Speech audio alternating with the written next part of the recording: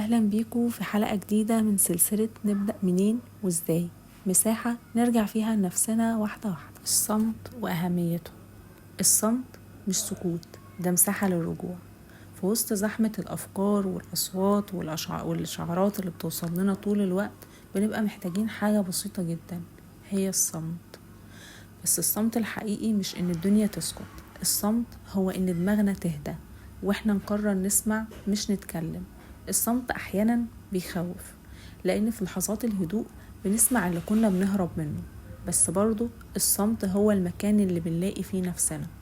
بس من غير صمت كل خطوة بناخدها بتكون رد فعل، لكن لما بنسكت شوية بنعرف نتحرك باختيار مش بدفع. يعني جرب تقفل كل حاجة حتى لو ل5 دقايق، بص للسقف أو اتمشى من غير مزيكا، أو قول لنفسك أنا هنا وبسمعك.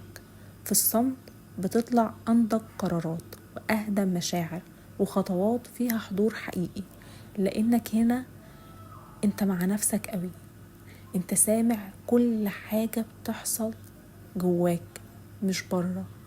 فحاول على قد ما تقدر تلتزم الصمت في بعض الأوقات عشان تعرف تسمع نفسك. الحاجة التانية إن كل واحد فينا بيتشكل بطريقة ما من الناس اللي حواليه، صوتهم، تعاملهم، وجودهم أو حتى غيابهم. بس السؤال هنا، هم فعلا بيشوفونا ولا بيشوفوا الصورة اللي رسموها عننا؟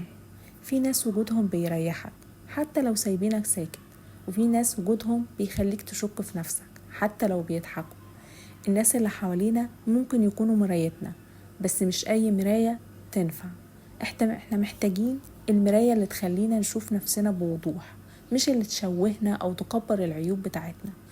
لو لقيت نفسك دايما بتهرب عشان ترضي الناس أو بتكتم صوتك عشان تكمل العلاقة، فدي مش مراية، دي سحابة. اختار اللي وجودهم بيخليك أقرب لنفسك، مش اللي وجودهم بيخليك تنسى نفسك.